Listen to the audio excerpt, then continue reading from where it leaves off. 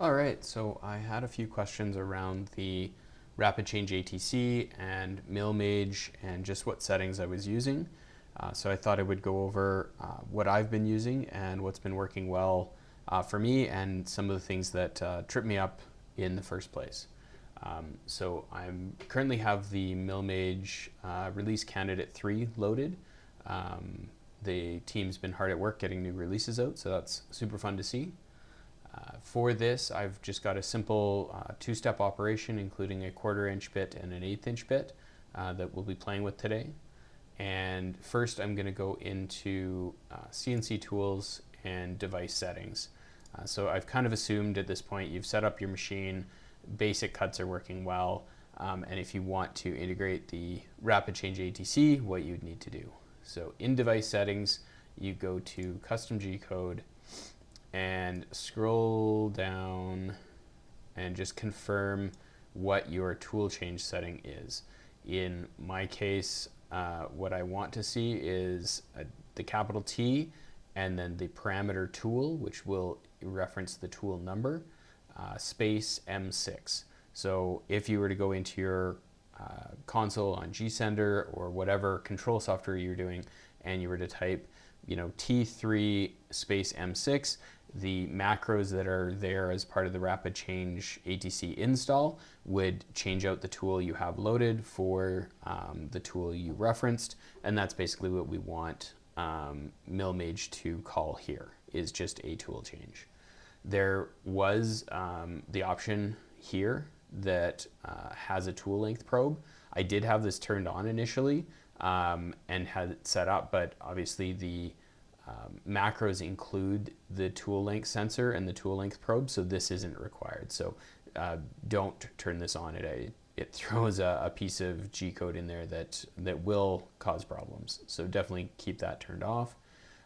You want to make sure that you have output tool changes turned on and has automatic tool changer enabled.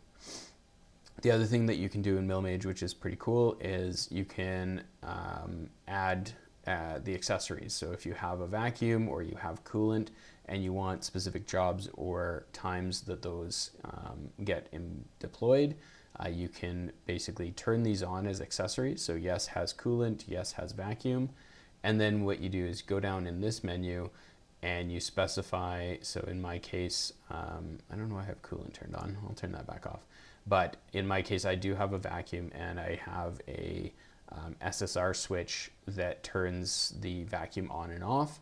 And so I want M7 to turn the vacuum on and I want M9 to turn the vacuum off. So you input whatever those are. So in GSender, there's some specific parameters you can use for some other G commands. You could input those there and MillMage will put that into your final G code. So we want M7 for vacuum on and we want M9 for vacuum off. So once I have those changes made, I can say OK. So now we can go look at my tool profiles. So I'll look at the 1/4-inch profile here first. So I've got obviously the wrong bit selected. So let's make sure I'm not going to run this, but for the sake of the demo, let's make sure I have the right one. And you can see I now have, instead of being grayed out, I have the option to turn vacuum on. So I can enable vacuum. So I could turn it off. If for whatever reason I wasn't going to use the vacuum for this cut, I could leave it off. But in my case, I'll turn it on. Make sure that you set your cut appropriately and say OK. I'll go into my 1/8-inch cut here. And again, you can see that the vacuum option is here. The rest of the settings are good. So now I've got a job with 2 bits set up. So then what I'm going to do is I'm going to go File, Save G Code. And in the G Code option, you have a few different types of files that you can do. So essentially you can do a sequence. So it's going to spit out 2 files, one for the 1/4-inch end mill, one for the 1/8-inch end mill. Obviously, if we have a tool changer, that's not what we want. We want a single operation. So we just want essentially the single file. And you can see when I pick single file versus any of the others, it doesn't split it up. It's just one file with both profiles. And that's exactly what I want.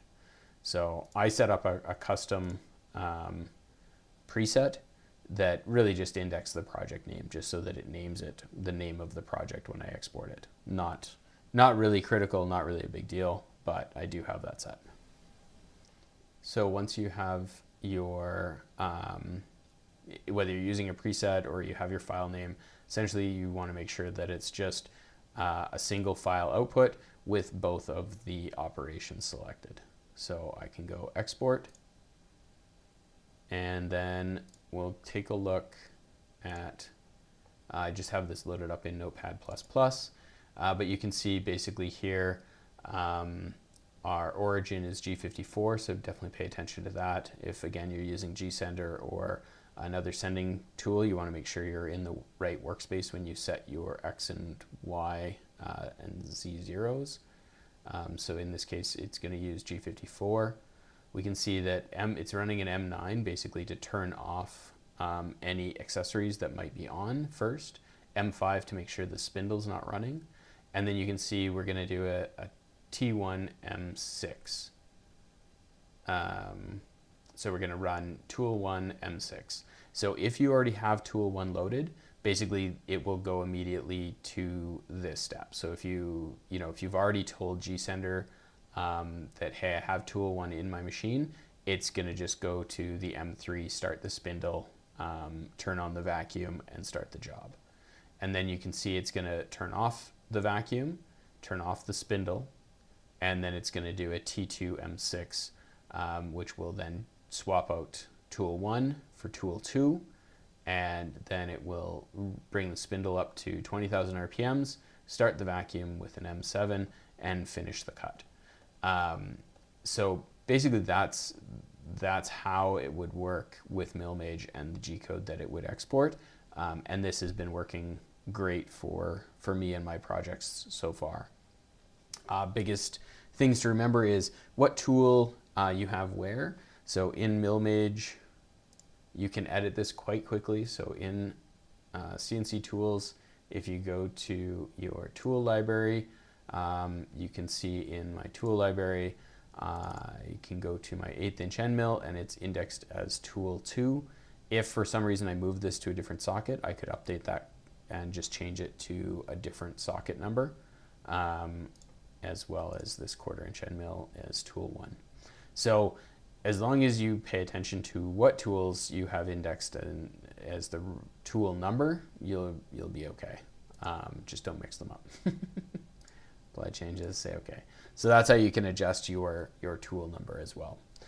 So likewise, if we wanted to add another operation, we could, and just assign another tool, and it would just export that G-code. So yes, make sure you don't have the tool setter enabled. That was a big one for me.